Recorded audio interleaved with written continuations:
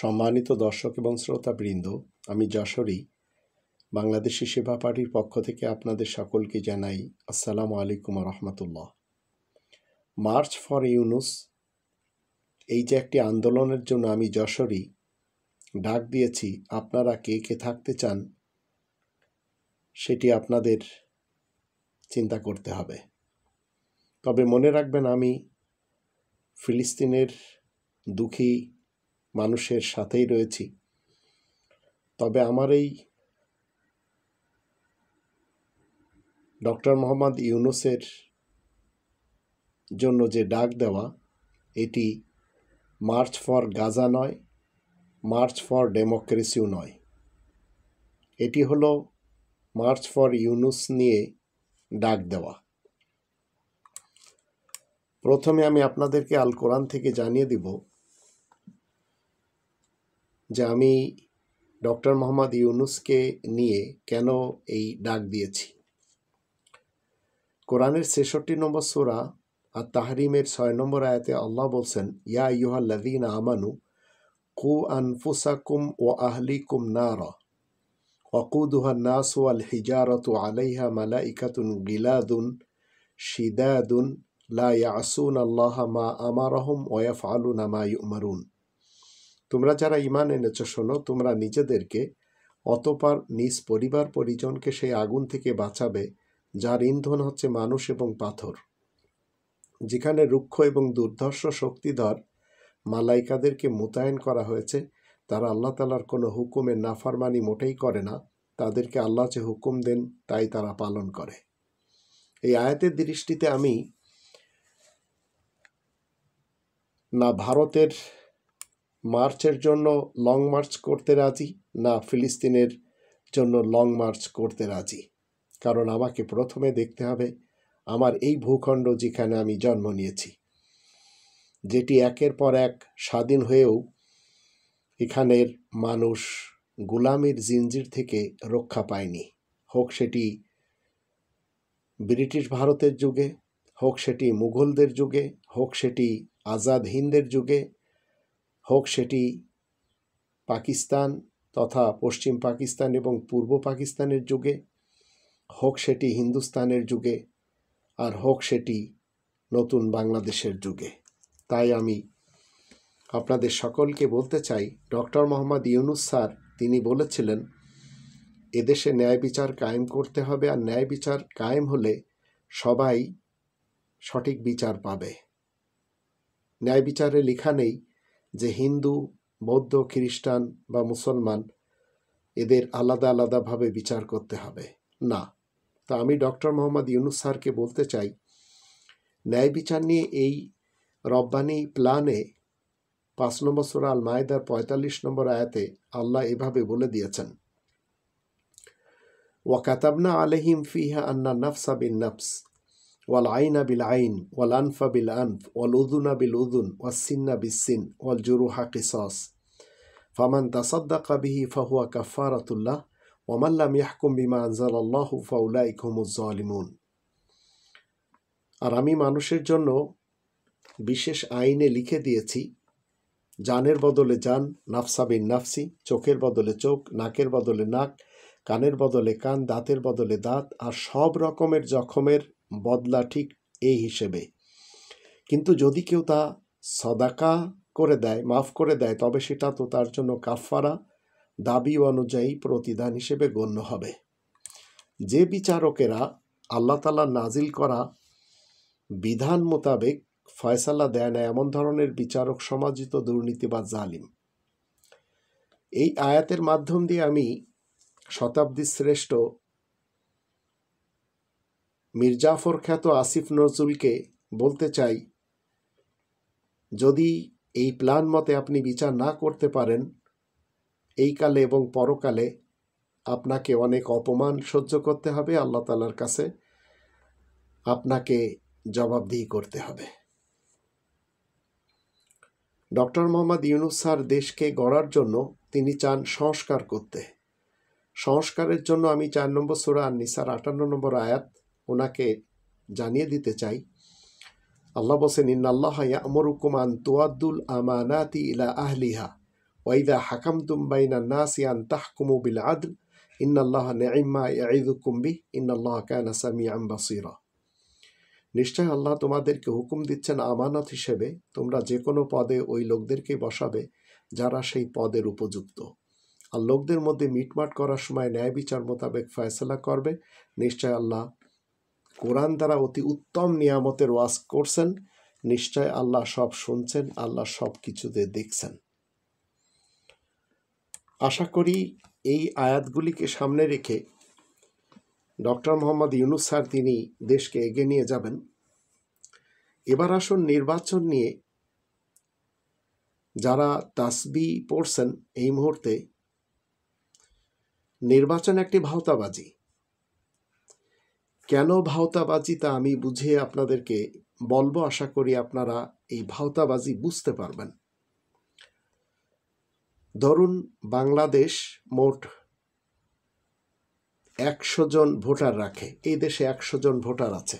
তাদের মধ্যে বিএনপিকে ভোট দিল 30 জন মানুষ, আওয়ামী লীগকে ভোট দিল 25 জন মানুষ, জামাতকে ভোট দিল 20 জন মানুষ, জাতীয় পার্টিকে ভোট দিল 15 জন মানুষ, অন্যান্যদের ভোট দিল 10 জন মানুষ। তাহলে এখানে জয় কে? জয় নিশ্চিত বিএনপি। তার মানে দেশের 100 জনের মধ্যে মাত্র 30 জন লোক বিএনপিকে ভোট দিয়েছে, 70 জন লোক বিএনপিকে ভোট দেয় নাই। তো বেশিরভাগ লোক বিএনপিকে ভোট না দেওয়ার পরও বিএনপি জয়ী। তার মানে 100 জনের মধ্যে 30 জনের ম্যান্ডেট নিয়ে বিএনপি সরকার গঠন করবে। এটাই ভাওতাবাজি। গণতন্ত্রের দৃষ্টিতে এটাই গণতন্ত্রের ভাওতাবাজি। By the people, for the people, of the people. এই ভাওতাবাজির একটা সংস্কার দরকার। এ কারণেই আমি বাংলাদেশি সেবা পার্টির পক্ষ থেকে ডক্টর মোহাম্মদ ইউনূস স্যারকে টাইম দিতে চাই এবং জাতিকেও টাইম দেওয়া প্রয়োজন সংস্কারের জন্য, যেন এই ধরনের ভাওতাবাজি করে কেউ দেশ পরিচালনা করতে না পারে। আনুপাতিকভাবে সংসদ সদস্য নির্বাচনের প্রস্তাব এসেছে, যেটি আমরা শুনেই চলেছি। একটি দল যত শতাংশ ভোট পাবে তারা সেই অনুপাতে সংসদীয় আসন পাবে। প্রতিনিধিত্বমূলক সরকার অর্থাৎ যে দল যত % ভোট পাবে সে অনুযায়ী প্রতিনিধি দিয়ে সরকার গঠন করবে। এই সিস্টেম চালু হলে গণতান্ত্রিক ভাওতাবাজি কিছুটা কমে আসবে। আমি বাংলাদেশি সেবা পার্টির পক্ষ থেকে ডক্টর মোহাম্মদ ইউনূস স্যারকে বলতে চাই, স্যার আপনি সাহসের সাথে এগিয়ে যান। আমরা বাংলাদেশি সেবা পার্টি তো আপনার সাথে আছি। আর আমি বাংলাদেশি সেবা পার্টির পরিচালক হিসেবে বলছি, আপনি পারবেন এই দেশকে দালাল মুক্ত এবং মুক্ত বাংলাদেশ গড়ে দিতে। এছাড়া বাংলাদেশের তরুণরা আপনার সাথে তো আছেই। আপনার একটি টেলিফোন শোনার সাথে সাথে আশিক চৌধুরীও চলে আসছে, এইভাবে আরও অনেকেই আসবেন। আর আমি আপনাকে গুজারিশ করব, পিনাকি ভট্টাচার্য, কনক সরোয়ার, আবার সাংবাদিক ইলিয়াস, এদের মতো যারা ভিন দেশে রয়েছে তাদেরকে নিয়ে আসুন। আর এখন আমাদের খুশি, ভারত আমাদের চিরশত্রু এ প্রজন্ম এই কথাটি বুঝে আজ তারাই বাংলাদেশের দেশপ্রেমিক শ্রেষ্ঠ সন্তান হতে পেরেছে। এখন যারা বলে চলেছে তারা ছাড়া সমস্যার সমাধান করা সম্ভব না, তো বিগত 53টি বছর তারা কি করেছেন? কোন ধরনের সমস্যার সমাধান তারা করতে পেরেছেন? বরংশ দেশটিকে ভারতের পেটে ঢুকিয়ে দিয়েছিলেন। আর তারা, বিশেষ করে বিএনপি, যদি আরও 10 বছর আন্দোলন করত তবুও হাসিনার গদি থেকে নামাতে তারা পারত না। আবার কিছু নিকৃষ্ট বাংলাদেশি কীট রয়েছে, স্বদেশকে আক্রমণ করতে শত্রুদেরকে আহ্বান করা এই খুনি হাসিনা এই কিডনিকে জন্মদিনের শুভেচ্ছা জানাচ্ছে কিট লীগ। আমাদের দেশে অল্প কিছু ইতর রয়েছে, ছেঁচড়া রয়েছে, অথর্ব এবং অপদার্থ রয়েছে। এরা ব্যতীত দেশের প্রায় সব মানুষই ডক্টর মোহাম্মদ ইউনূস স্যারকে যাবজ্জীবন ক্ষমতা দিয়ে রেখেছেন। অর্থাৎ তিনি না চাইলেও তাকে যাবজ্জীবন সশ্রম ক্ষমতা ভোগ করতে হবে। 18 কোটি মানুষের দেশে 1 কোটির কম জঘন্য এই অপদার্থ, এই চেঁচামেচি করা কিছু অথর্ব নেতানেত্রী এবং কর্মী রয়েছে। এই স্বল্প সংখ্যক অপরিণামদর্শী দেশদ্রোহীর স্বর ভেঙ্গে গঙ্গানি উঠতে বেশি সময় লাগবে না। তাই আপামর জনসাধারণের আস্থা এই মুহূর্তে আল্লাহ তাআলার পরে ডক্টর মোহাম্মদ ইউনূস স্যারের উপর। আর তিনি কন্টিনিউ দেশের কল্যাণের জন্য কাজ করে চলেছেন। ওনার পিছনে কাজ করে যে কেউ ইতিহাসের অংশ হতে পারে, আবার ওনার পিছনে লেগে আস্থা করেও নিক্ষিপ্ত হতে পারে কেউ কেউ। যে কেউ ওনাকে নিয়ে সামান্যতম নেগেটিভ কিছু বললেই সামাজিক যোগাযোগ মাধ্যমে পাবলিক রিয়াকশন সেই লোকের বিরুদ্ধে প্রায় সব ক্ষেত্রে 90% দেখা যায়। অথচ এই বাস্তবতা দেখেও পরের অপদার্থগুলো আগের অপদার্থগুলোর এই দুঃখজনক বিরুদ্ধাচারণ বা বিরুদ্ধবাদিতা থেকে শিক্ষা গ্রহণ করে না। খুনি হাসিনার থেকে শিক্ষা গ্রহণ করছে না খুনি খালেদা এবং তার দাসদাসীরা। কি আশ্চর্য এদেশের আহম্মকি! বিএনপি এবং আওয়ামী লীগ এরা মূলত যমজ দুই ভাই। এদের দুজনকে আমি উদাহরণ হিসেবে আপনাদেরকে দিব। এদেশের মানুষ কেন সত্যকে খুঁজে পায় না? এই উদাহরণ থেকে আপনাদের বুঝতে হবে, সত্য এবং মিথ্যাকে যদি আমরা যমজ দুই ভাই মনে করি, তা না হলে কেন একজনকে ডাকলে অন্যজন অটোমেটিক চলে আসে? যেমন আমাদের দেশে উলামা লীগ এবং উলামা দল রয়েছে। বিএনপি মানে বাংলাদেশ ন্যাশনালিস্ট পার্টি, আবার বিএল বাংলাদেশ আওয়ামী লীগ। এই উলামা লীগ আর উলামা দল এরা কখনো এই পার্টি কখনো ও পার্টি, এই কাজ এরা করেই চলেছে। জামাত শিবিরও সাথে রয়েছে। ভাই না হলেও অন্তরঙ্গ বন্ধু, এতে কোনো সন্দেহ নেই। সৃষ্টির শুরুতে এরা একসাথে ছিল। এখন সত্য কেন আড়ালে থাকে গল্পটা একটু জেনে নিন আর একটু শুনে নিন। একটি হচ্ছে কোরআনের মহাসত্য, আর এর বিপরীত মহামিথ্যা। একদিন সত্য আর মিথ্যা একটা পরিষ্কার কুয়ার পাশে বসেছিল। মিথ্যা বলল, চলো গোসল করি। সত্য পরিষ্কার পানি দেখে রাজি হলো। দুজনে পোশাক ছেড়ে নেমে পড়ল কুয়ায়। গোসলের মাঝপথে দুজন ডুবের প্রতিযোগিতা খেলছিল। সত্যকে ডুবে রেখে মিথ্যা কুয়া থেকে উঠে সত্যের পোশাক পরে পালিয়ে গেল। সত্য ডুব থেকে উঠে দেখে মিথ্যা নাই, তার পোশাকও নাই। রেগে সত্য বের হলো মিথ্যাকে খুঁজতে, কিন্তু উলঙ্গ সত্যকে দেখে সিসি করে ধিক্কার দিতে লাগলো সমাজের মানুষ। এমনকি তেড়েও এলো মারতে। সত্য অনেক চেষ্টা করেও তাদেরকে প্রকৃত ঘটনা বুঝাতে ব্যর্থ হলো। শেষে রাগে দুঃখে অপমানে ফের কুয়ায় নেমে গেল সত্য। তারপর থেকে সত্য আর কখনো লোকালয়ে আসতে পারছে না। আমরা সত্য বলে যাকে দেখেছি সে আসলে সত্যের পোশাক পরা মিথ্যা। সত্যকে পেতে হলে সেচ দিয়ে কুয়ো পানি শূন্য করতে হবে এবং সমাজের সত্যকে আসল সত্যের মুখোমুখি করে প্রকৃত সত্যের অভিমান ভাঙাতে হবে। হয়তো সত্য আড়ালে থাকার কারণে আপনারা যারা আমার শুনছেন, আমার এই উদাহরণও মিথ্যা হয়ে যাবে। আমি ডক্টর মোহাম্মদ ইউনূস স্যারের সততার কারণে ভালোবাসি, আর তার সততার কারণে আজকে আমরা সম্মান পাচ্ছি, ভালো আছি। নির্বাচিত চোর ডাকাত আর লুটপাটকারীদের চেয়ে অনির্বাচিত সৎ ব্যক্তি দেশ এবং জাতির জন্য অনেক কল্যাণকর, এটি আমাদের জেনে রাখতে হবে। সন্ত্রাসী যেই হোক না কেন, দেশপ্রেমিক ছাত্র জনতার সাথে কোনো আপোষ নেই, কোনো আপোষ আর করা যাবে না। এবারে সংগ্রাম দেশপ্রেমিক ছাত্র জনতার সংগ্রাম,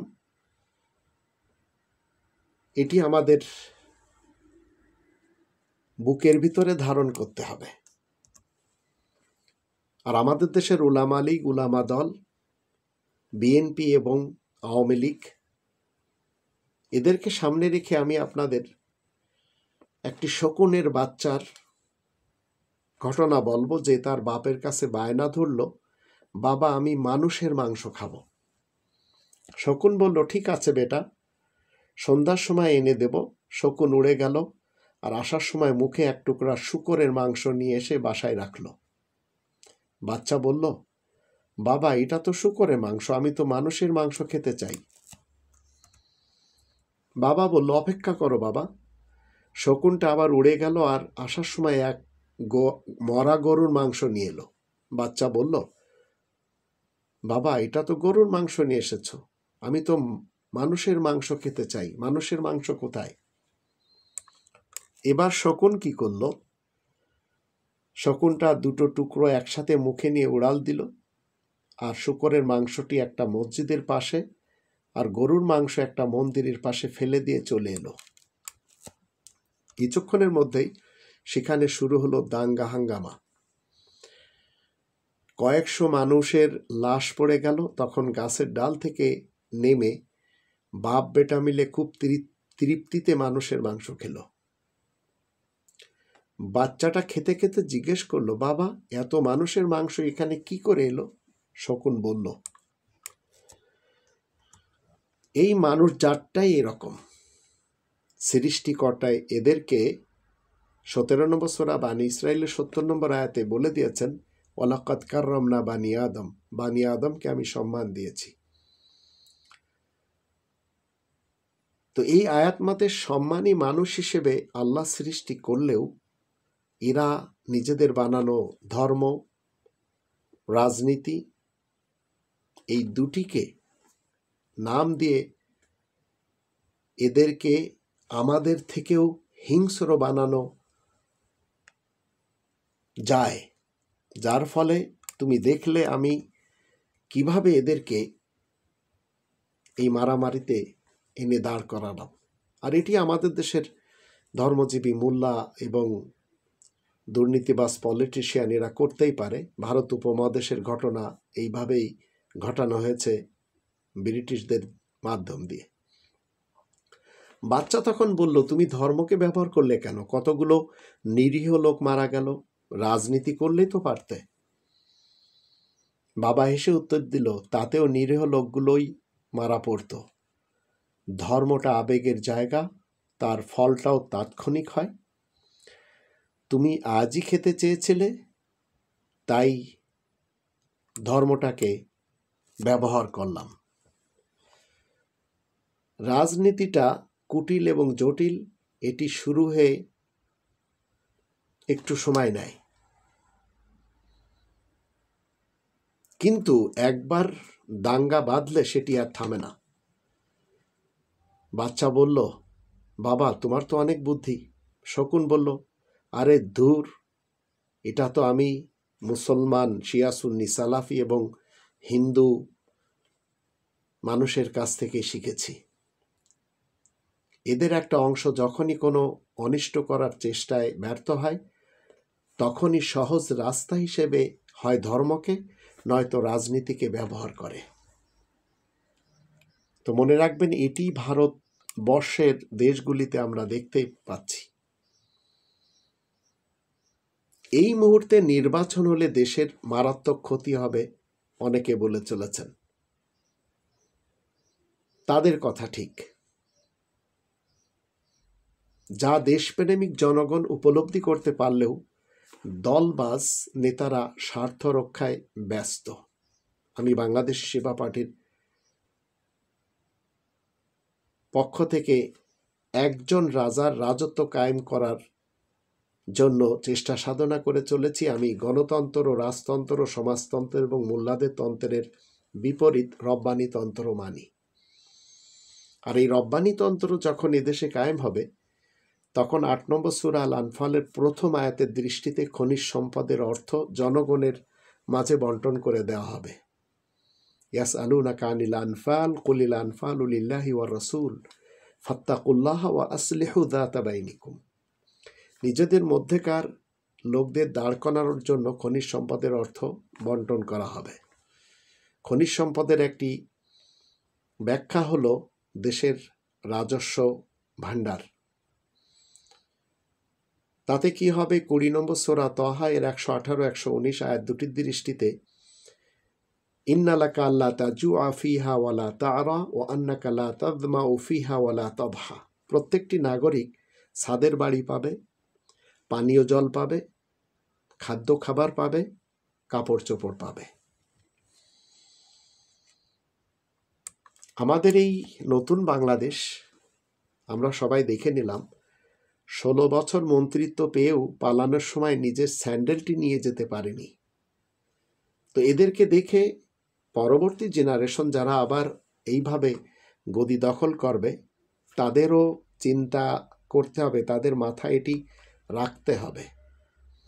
আবার যারা একটি বালুর ট্রাক সরাতে পারেনি, তারা এখন নির্বাচনের তাসবিহ পড়ে। তা আমি বাংলাদেশি সেবা পার্টির পক্ষ থেকে বলতে চাই, ডক্টর মোহাম্মদ ইউনূস স্যারকে সংস্কার এমনভাবে করতে হবে, আর এমনভাবে করা উচিত প্রাতিষ্ঠানিকভাবে, সাংবিধানিকভাবে যেন কেউ ইচ্ছা করলেও স্বৈরাচার হয়ে উঠতে না পারে। ২ নম্বর সূরা আল বাকারার ৮৪ এবং ৮৫ আয়াত দুটির দৃষ্টিতে কোনো মানুষকে গুম, খুন এবং হত্যা না করতে পারে। যদিও আমাদের দেশের ভারতের প্রেতাত্মারা মানবে না। ভারতের রয়ের হয়ে জিএম কাদের বলছে, আওয়ামী লীগ এবং জাতীয় পার্টিকে বাদ দিয়ে নির্বাচন হলে তা নিরপেক্ষ নির্বাচন বলা যাবে না। আবার বিএনপি নেতাদের কেউ কেউ বলছেন, বিএনপির ভিতরে ভারতের র মজুদ রয়েছে, রয়ের এজেন্ট রয়েছে। তবেই তো অনেকে বলে চলেছেন, নৌকার ধানের শীষ ২ সাপের ১ বিষ। ১৬টি বছর ঘুমিয়ে ঘুমিয়ে কেউ লন্ডনে বসে খেয়েছে, কেউ ভারতের পাঁচাটা হয়ে নিজ দেশে বসে খেয়েছে।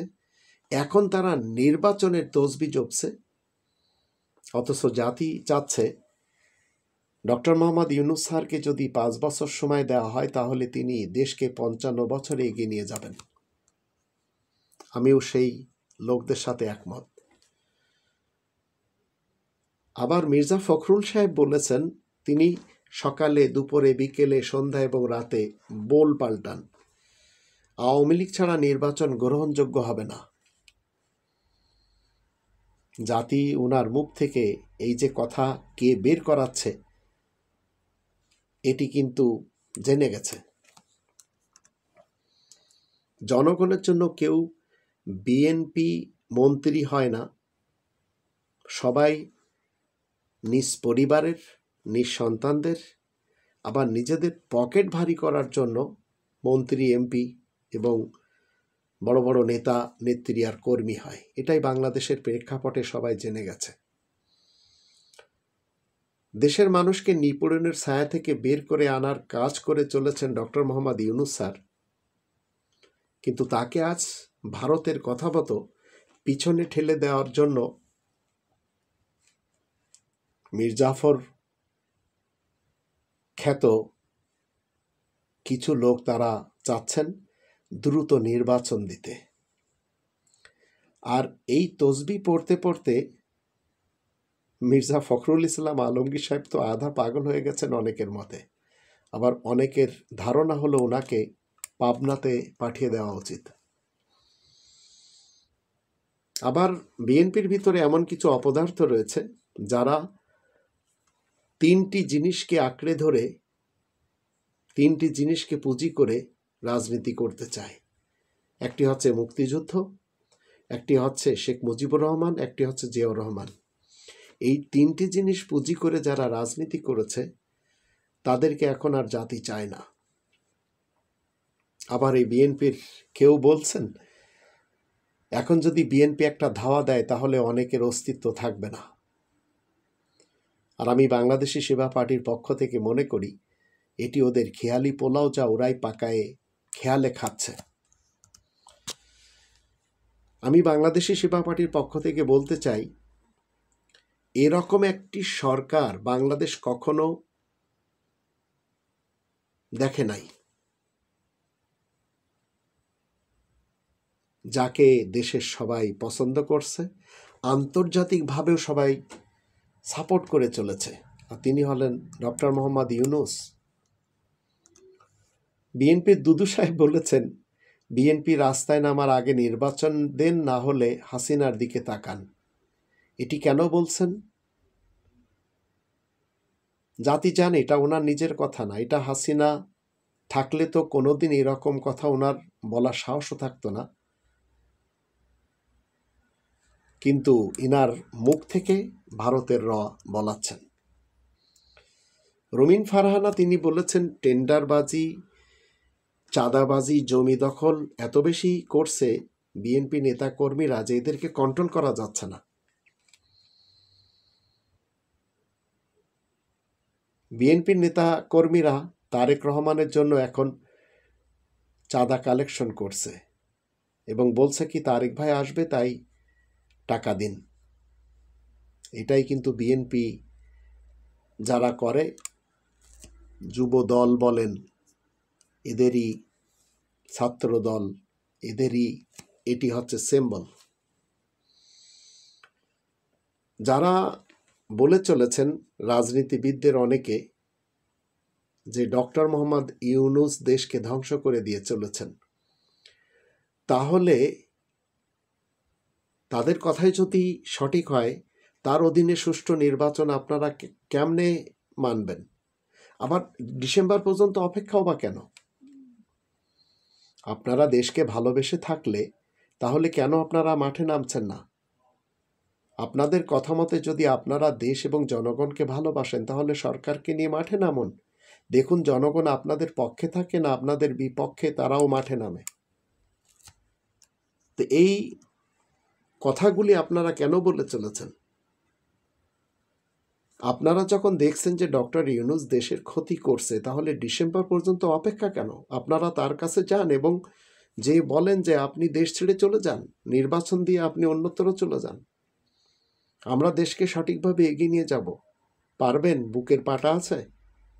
এখন আপনারা চেষ্টা করুন, কিন্তু ছাত্র জনতা যাদের সাথে আপনারা কোনোভাবেও দেননি, মির্জা ফখরুলের কথা মতে, আপনারা এখন একটু চিন্তা করে দেখুন, আপনারা কেন তার বিরুদ্ধে কথা বলে চলেছেন? আপনাদের কাছে কি এমন কেউ আছে ডক্টর মোহাম্মদ ইউনূস স্যারের বিপরীত, যিনি এত সুন্দর সফলভাবে রাষ্ট্র চালাতে পারবেন? নেই তো, কোনো দলের কাছে নেই, কোনো পার্টির কাছে নেই। তাহলে একটু চুপ থাকুন না, ওনাকে দেশকে এগিয়ে নিয়ে যেতে দেন না। ডক্টর মোহাম্মদ ইউনূস স্যার আছেন বলেই আমরা আজ সম্মানের সাথে রয়েছি।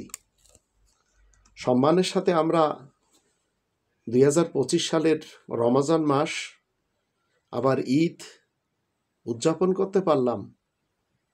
কারেন্ট ঠিকমতো ছিল।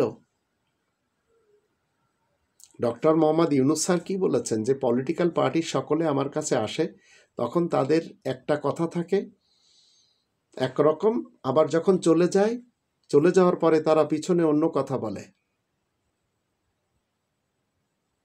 তো পিছনে আপনারা অন্য কথা বলছেন, সামনে যেটা বলেন পিছনে সেটা বলেন। এক চেহারার হন, দুমুখো কেন?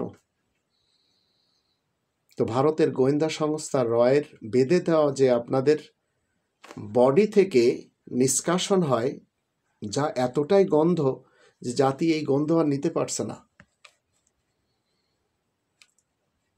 সংস্কারের পক্ষে আপনারা সবাই তো রায় দিলেন, কিন্তু আপনাদের মধ্যে আবার কেউ কেউ বলছে যে সংস্কার ডক্টর মোহাম্মদ ইউনূস স্যারের কাজ না, এটা আমরা ক্ষমতা চেয়ে করব। এটি তো ভারতের রায় সবচেয়ে বড় শেখানো বলি যা আপনারা বলে চলেছেন। বাংলাদেশের রাজনীতিবিদদের মুখোশ উন্মোচনের জন্য তিনি বলেই তো চলেছেন যে আপনারা লিখিত আকারে দেন, আমরা ওয়েবসাইটে দিয়ে দেব, তাহলে কে দেশপ্রেমিক আর কে দেশদ্রোহী জাতি জেনে যাবে। কিন্তু আপনারা সেটি করতে চাচ্ছেন না কেন? ডক্টর মোহাম্মদ ইউনূস স্যার, তিনি কি এদেশের তরুণরা, যে এদেশের বয়োবৃদ্ধরা, প্রবাসীরা সবাই মিলে নিয়োগ দিয়েছেন, আপনারা কয়েকজন লোক কেন মানতে চাচ্ছেন না? কয়েকদিন পূর্বেই তো রক্তপাত হয়ে গেল, আপনারা এত তাড়াতাড়ি ভুলে গেলেন আর আবার ভারতের পা চাটা শুরু করে দিলেন। আপনাদের কেউ ধর্মের দোহাইও দিচ্ছে, আপনাদের কেউ এই দল থেকে ও দলে যাচ্ছে, ওই দল থেকে সেই দলে আসছে। এই বাণিজ্য একটু বন্ধ করুন না। মিডিয়া আমাদের দেশে কখনো সত্যের পক্ষে সত্য ভূমিকা রাখেনি। খুনি হাসিনার যুগে 17 লাখ কোটি টাকা পাচার হয়ে গেল, সে ব্যাপারে কোনো মিডিয়া লিখল না, একটি নিউজও করতে পারল না। শেখ পরিবারের বিরুদ্ধে যখনই মিডিয়া কিছু করতে পারেনি, আবার জিয়া পরিবারের পক্ষ থেকে যদি দুর্নীতিবাজরা ক্ষমতায় আসে, এই মিডিয়া তাদের হয়ে গুণ গাইবে, তাদের বিরুদ্ধে যেতে পারবে না। এই হচ্ছে বাংলাদেশের মিডিয়াগুলির প্রধান কনসেপ্ট। আর আমরা জানি হাতি যখন খাদে পড়ে যায় তখন ব্যাঙও চাটি মারে। তো আমাদের দেশের মিডিয়া এবং মিডিয়া কর্মী আর মিডিয়া মালিক, সাংবাদিক বলেন, যারা নিউজ তৈরি করে আর নিউজ প্রিন্ট করে, তখন এরা ব্যাঙ সাজে আর হাতির গায়ে চাটি মারে। সেটি আমরা এখন দেখতে পাচ্ছি। চুপ্পুকে আর আসিফ নজরুলকে একটু যদি সরিয়ে দেওয়া যায় তো এ দেশটা আরও এগিয়ে যাবে। এটি আমি ডক্টর মোহাম্মদ ইউনূস স্যারকে বলতে চাই, আপনার এমন একটি থিওরি বের করতে হবে যে এই দুই অপদার্থ যেন চিরবিদায় নেয় তাদের স্থান থেকে। জায়েদ খানকে আমরা জানি তিনি ডিগবাজিতে সেরা, আর বিএনপিকে এখন সবাই জানতে পারছে যে পোল্টিবাজিতে সেরা। আর দেশপ্রেমিক জনতা এখন এগুলি, ডিগবাজি আর পোল্টিবাজি, এগুলি আর পছন্দ করছে না। তো সবাই এখন কি বলছেন মির্জা সাহেবকে? মির্জা আব্বাস বলেন, মির্জা ফখরুল বলেন, মির্জা সাহেবরা কি পারবেন তাদের ফাজলামি বাদ দিয়ে এস আলমের পাচার করা টাকা ফেরত আনতে? পারবে না। এমনকি তারা ক্ষমতায় গেলেও পারবে না, দেশই তো চালাতে পারবে না, যোগ্যতা তো এদের কারণ নেই। তাহলে এত নির্বাচনের বুলি কেন দিচ্ছেন আপনারা? ভারতের পশ্চিমবঙ্গের যে মিডিয়া, বিজেপি যত মিডিয়া, ভারতের প্রায় সবকটি গণমাধ্যম এদেশের বিরুদ্ধে অপপ্রচার কিন্তু চালিয়ে যাচ্ছে, আমরা দেখেই চলেছি। তো ভারতের হয়ে কেউ কেউ বাংলাদেশের জরুরি অবস্থা জারির উকালাতেও করছেন। শুধু তাই নয়, জরুরি অবস্থা জারিতে সেনাবাহিনী নাকি দৃঢ় সমর্থন দেবে বলেও তিনি আশাবাদী। ইন্ডিয়া টুডে নামক ভারতের বহু প্রচারিত গণমাধ্যমে তিনি বলেন, রাষ্ট্রপতি শাহাবুদ্দিন সংবিধানের 141 অনুচ্ছেদ ব্যবহার করে জরুরি অবস্থা জারি করতে পারেন, আর এক্ষেত্রে সেনাপ্রধান ওয়াকারুজ্জামান তাকে দৃঢ়ভাবে সমর্থন করতে পারেন। এই খবর ভারতের পত্রিকায় ছাপছে। ফলে রাষ্ট্রপতি অন্তর্বর্তী সরকার বাতিল করে দ্রুত অন্তর্ভুক্তিমূলক নির্বাচনের আয়োজন করতে পারবেন। সেনাবাহিনী সন্ত্রাসী অপরাধীদের কঠোর হস্তে দমন করতে পারবে এবং সুষ্ঠু নির্বাচনের জন্য সঠিক পরিবেশ সৃষ্টি করতে পারবে। যে ভারত বারবার বাংলাদেশকে অস্থিতিশীল করার জন্য সেনাবাহিনীকে উস্কানি দিয়েছে, এখনও দিয়েই চলেছে, সেই সেনাপ্রধান জেনারেল ওয়াকারুজ্জামান গত 13 এপ্রিল বৌদ্ধ সম্প্রদায়ের সম্প্রীতি ভবনে ভিত্তি প্রস্তর স্থাপন অনুষ্ঠানে প্রধান উপদেষ্টা ডক্টর মোহাম্মদ ইউনূস স্যারকে ভূয়সী প্রশংসা করেছেন।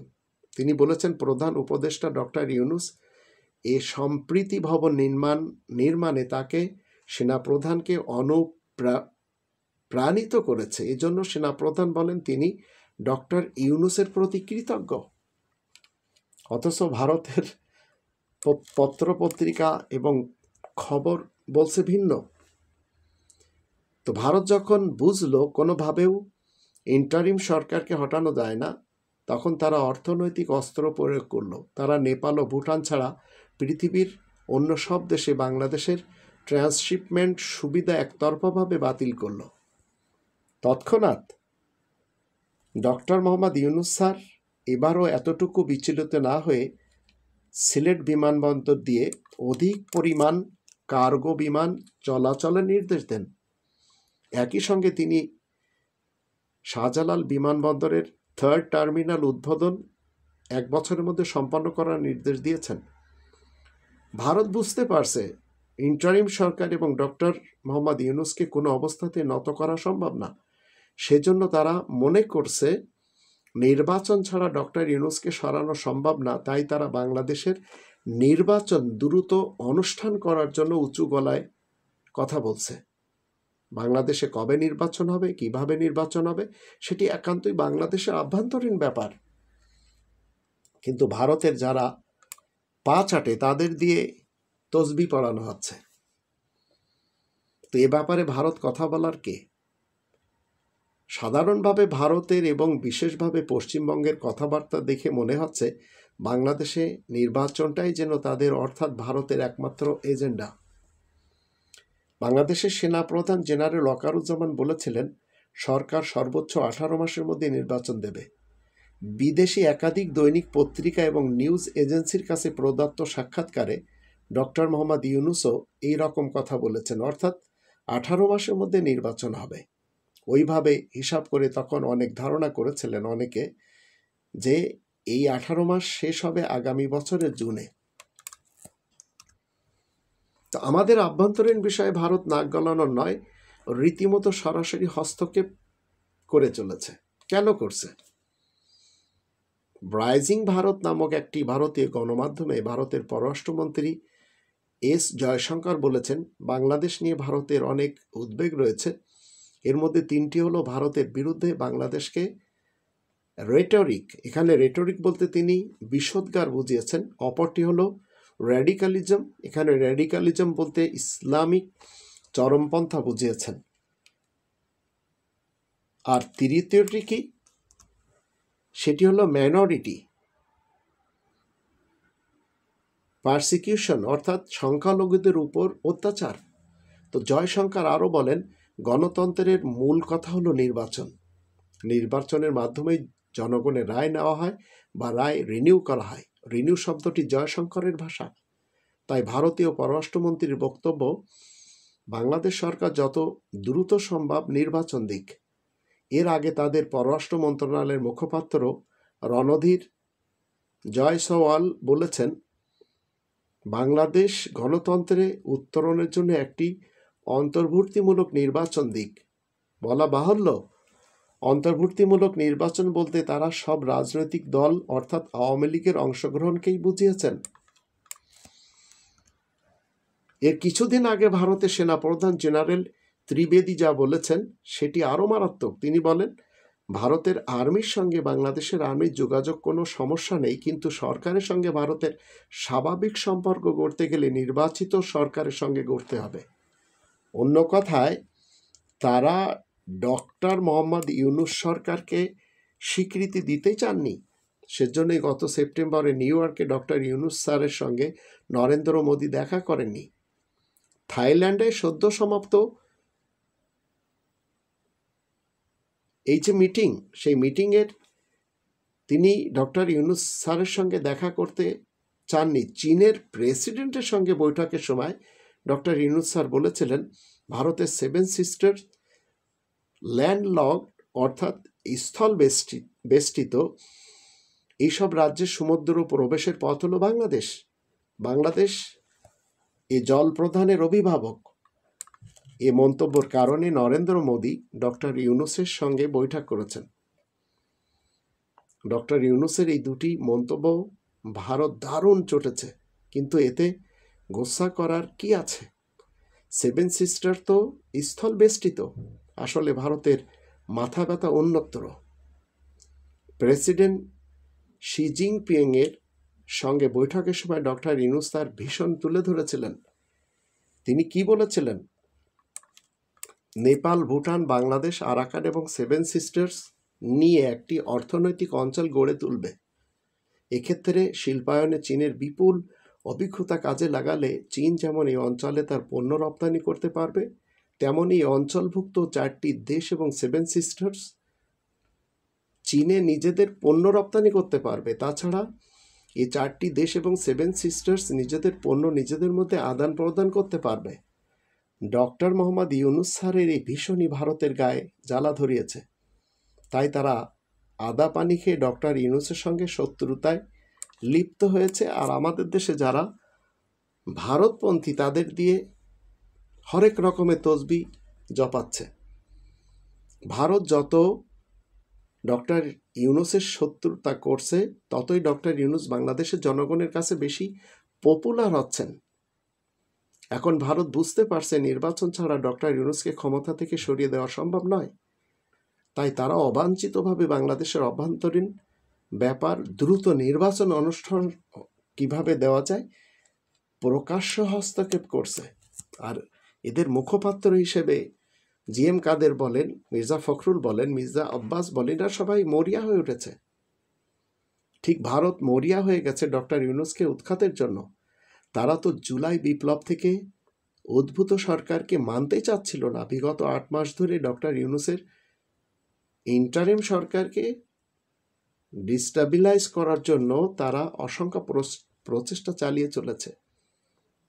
ভারতের লোকাল এজেন্ট, আওয়ামী লীগের কর্মী বা সমর্থক যারা দেশের মধ্যে ঘাপটি মেরে বসে আছে, তারা ছোটোখাটো আন্দোলনে অনুপ্রবেশ করে আইন শৃঙ্খলা পরিস্থিতির অবনতি ঘটানোর চেষ্টা করে চলেছে।